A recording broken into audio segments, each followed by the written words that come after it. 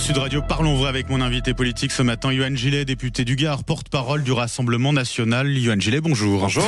Et merci d'être avec nous ce matin. Le décret est signé, mais finalement ce n'est pas pour aujourd'hui. L'entrée en vigueur de l'accord commercial entre l'Union européenne et les États-Unis a été repoussée au 7 août par Donald Trump. Est-ce que c'est une bonne nouvelle ? C'est globalement une mauvaise nouvelle, cet accord. Un accord qui n'est pas du tout au bénéfice de notre pays, de la France. Un accord qui va faire beaucoup de mal à nos agriculteurs, à nos industriels. Un accord qui a été très mal négocié par Madame von der Leyen. La question, c'est non seulement pourquoi Madame von der Leyen est en charge de négocier pour nous, et la deuxième question, c'est pourquoi sur les accords commerciaux. Pourquoi le gouvernement n'a pas participé activement à ces négociations et fait semblant de découvrir aujourd'hui ce que nous disons depuis un certain nombre de mois, à savoir qu'il faut évidemment que le gouvernement nous trompe à ce sujet. Bah oui, faire croire aux Français qu'ils découvrent aujourd'hui que la situation va nous poser un problème économique majeur, oui, c'est nous tromper. Réunir avant-hier les filières pour les écouter et savoir ce dont ils ont besoin, alors même que nous savons pertinemment ce dont ils ont besoin, c'est juste de la communication. Le gouvernement n'a pas fait son job en la matière, aurait dû participer activement aux négociations, et c'est maintenant qu'il commence à se réveiller et va tenter de négocier filière par filière, avec le risque d'aggraver la situation, parce qu'il fallait négocier dans la globalité. On sait que le rapport de force, malheureusement, entre l'Union européenne et les États-Unis penche plutôt du côté des États-Unis. Donc voilà, concrètement, le gouvernement français... Vous avez été reçu ou pas le RN pour discuter de cet accord ? Pas dernièrement, non. C'est bien dramatique. D'ailleurs, Marine Le Pen elle-même avait demandé sur ce sujet, mais aussi sur le budget, par exemple, d'être reçue par le Premier ministre. Visiblement, les ministres sont d'ores et déjà en vacances. Alors, ils s'affichent et font mine de s'afficher pour un dernier Conseil des ministres. Là, c'était avant-hier. Mais la réalité, c'est qu'ils n'ont pas reçu les forces politiques. Mais au-delà de tout ça, nous, ça fait plusieurs mois qu'on a prévenu et que l'on avait dit précisément ce qui se passerait sur le vin, sur les spiritueux, par exemple. Marine Le Pen, dès le mois de mars, avait alerté sur la situation. À 15% a priori. Et donc, aujourd'hui, le gouvernement commence devant les caméras, à se plaindre de la situation, alors même qu'il n'a pas fait le nécessaire. Vous parlez en l'occurrence du gouvernement, mais c'est Ursula von der Leyen qui l'a négocié, cet accord, la présidente de la Commission européenne. Est-ce que le RN appelle à sa démission ?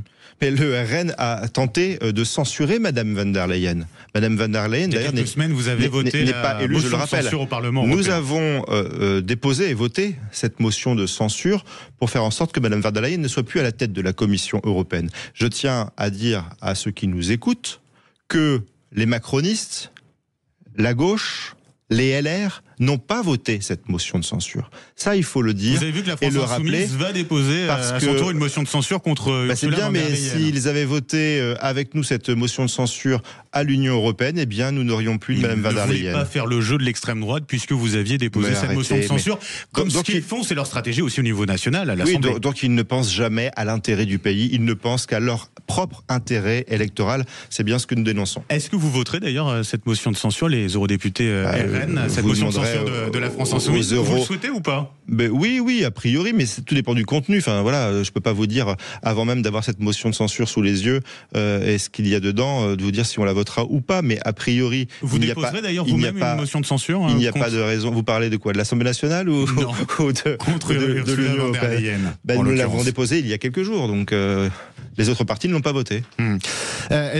Juste une question à propos de cet accord concernant Emmanuel Macron, qui a fait savoir que ce n'était pas la fin de l'histoire. Nous n'en resterons pas là. C'est ce qu'il a dit en Conseil des ministres. Il n'a pas encore pris la parole publiquement, le chef de l'État. C'est une erreur, vous le regrettez? Je ne sais pas si le président de la République doit réagir sur tous les sujets, je ne le pense pas d'ailleurs, mais le président de la République aurait bien fait de s'en inquiéter avant, encore une fois, et de faire en sorte que la voix de la France soit respectée. Moi, ce que je constate aujourd'hui, c'est que l'Union européenne à 27 s'en sort moins bien que le Royaume-Uni tout seul, qui a réussi à négocier un meilleur accord. Ça, c'est une réalité. Donc aujourd'hui, il faut se poser la question de pourquoi Madame von der Leyen négocie pour nous et quels sont les intérêts de Madame von der Leyen. Est-ce qu'il faut récupérer cette compétence ? Je pense que de négociations commerciales. Je pense que ce serait une bonne chose. Vous savez que nous défendons l'Union européenne. Au Rassemblement national une Union européenne qui soit une Europe des nations et des libertés. C'est à chaque pays de décider de son avenir. Et en l'occurrence, ce qui se prépare dans cet accord est assez inquiétant. Si on parle du fond, l'Union européenne s'engage à acheter 750 milliards d'euros d'énergie américaine, 600 milliards d'euros d'armes en matériel militaire d'ici 2028. Et d'ailleurs, cet accord prévoit aussi, et ça m'inquiète énormément, d'ouvrir davantage le marché européen aux productions agricoles américaines.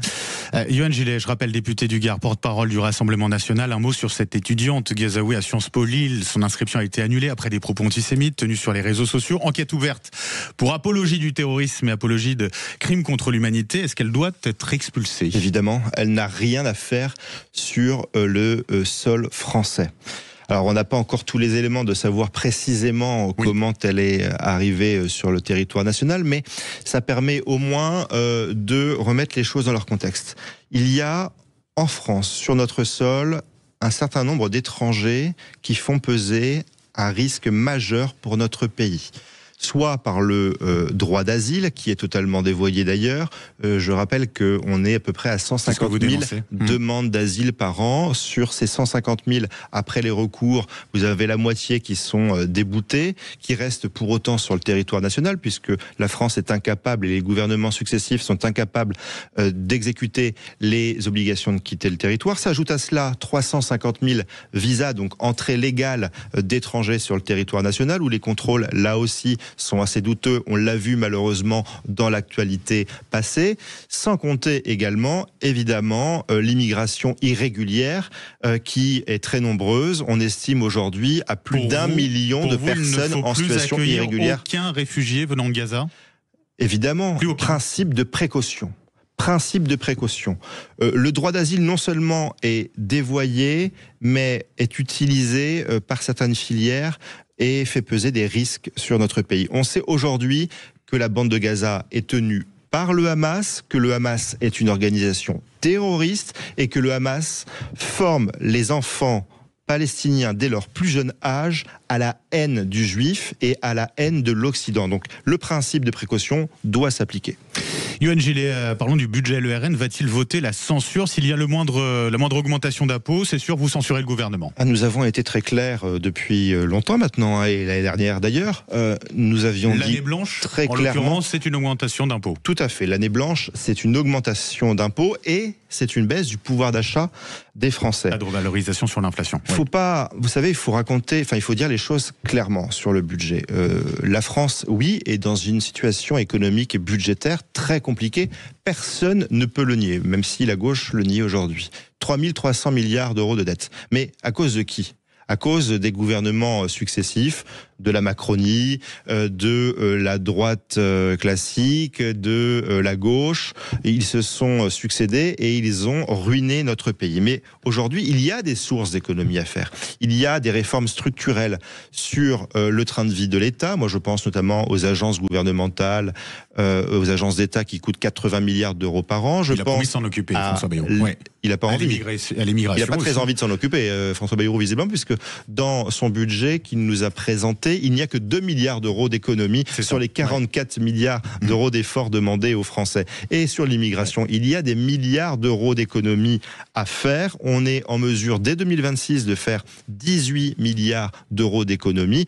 Il y a donc des solutions. Et ce que nous disons à François Bayrou, c'est qu'il n'est pas acceptable aujourd'hui de prendre davantage d'argent aux Français qui n'en ont pas beaucoup déjà, alors même que nous soignons des clandestins gratuitement, alors même que nous accueillons une immigration toujours plus nombreuse. Et donc aujourd'hui, il faut d'abord réduire le train de vie de l'État. En cas de nouvelle dissolution du président, vous êtes prêt au Rassemblement national ? Bien sûr. Nous y préparons depuis un certain temps, comme nous y étions préparés à l'époque. Vous savez, nous avons de brebis galeuses à l'époque, ça vous avait été reproché. On peut nous reprocher ce qu'on veut. Le Rassemblement national est sans doute le parti le plus sérieux en la matière et le parti qui fait le plus attention. On aimerait bien qu'il y ait autant d'exemplarité dans les autres partis politiques. Combien d'investitures déjà prévues, en tout cas combien de candidats vous avez pour le moment sur ces en cas de dissolution. En cas de dissolution, en cas de dissolution, nous serons présents évidemment sur l'ensemble des 577 circonscriptions. En ce qui concerne d'ailleurs, profitons-en, les municipales, vous êtes en plein dedans, on est à moins d'un an. Dans combien de villes le RN sera-t-il présent et combien de candidats avez-vous d'ores et déjà investis? Alors nous vous donnerons le nombre de villes au mois de février prochain, puisque vous savez les candidatures continuent à arriver. Nous n'avons pas un objectif chiffré, nous misons sur des listes de qualité un peu partout sur le territoire national. Ce que je peux d'ores et déjà vous dire, c'est qu'aujourd'hui, la commission d'investiture et la direction de campagne, je rappelle que Julien Sanchez, député européen, est directeur de campagne nationale de ces élections, a d'ores et déjà investi plus de 400 têtes de liste en France. Plus de 400 têtes de liste à ce jour, oui. Vous serez candidat d'ailleurs vous-même, c'est municipal, candidat RN à Nîmes. Chaque chose en son temps. Vous laissez le temps encore de la réflexion. Je serai en tout cas fortement impliqué dans ces élections, évidemment. Yohann Gillet, à quoi joue le Rassemblement national? En 10 jours, Nicolas Sarkozy a rencontré votre président, Jordan Bardella, ainsi que Sébastien Chenu. C'est devenu le nouveau conseiller politique du RN, Nicolas Sarkozy? Non, mais vous savez, il est tout à fait normal que des politiques rencontrent d'autres politiques, y compris d'autres familles politiques. C'est le cas régulièrement, ça fait partie de la démocratie. Il est toujours, par ailleurs, intéressant d'échanger avec des anciens premiers ministres, des anciens présidents de la République. Je pense que échanger sur tout un tas de sujets avec des gens qui ont eu la destinée de la France entre leurs mains est toujours intéressant. Mais qu'est-ce qu'il peut apporter concrètement au RN, à Jordan Bardella, à Sébastien Chenu, Nicolas Sarkozy? Il est assez normal que des dirigeants politiques rencontrent d'autres dirigeants politiques. En l'occurrence, là, Nicolas Sarkozy, qui a été président de la République française. Vous savez pertinemment d'ailleurs que nous avons combattu politiquement Nicolas Sarkozy sur un certain nombre de sujets. Nous avions un certain nombre de désaccords. Pour autant, il est toujours intéressant de débattre avec lui et de parler d'un certain nombre de sujets. Et si vous voulez savoir précisément ce qu'ils se sont dit, demandez-leur. Ouais. Vous diriez en tout cas que Nicolas Sarkozy est en quelque sorte RN compatible? J'en sais rien, ça, à vous de lui demander. La politique qu'il a menée en tant que président de la République, certainement pas, évidemment. Nicolas Sarkozy, quand il était président de la République, il faut le dire, a été un peu le champion du monde de l'immigration. Il y avait eu un record d'immigration dans le pays quand il était président de la République. Je rappelle aussi que Nicolas Sarkozy avait supprimé 10 000 postes de forces de l'ordre partout en France. Donc effectivement, la politique qu'il a menée à l'époque était très loin de celle qu'il avait présentée lors de la campagne.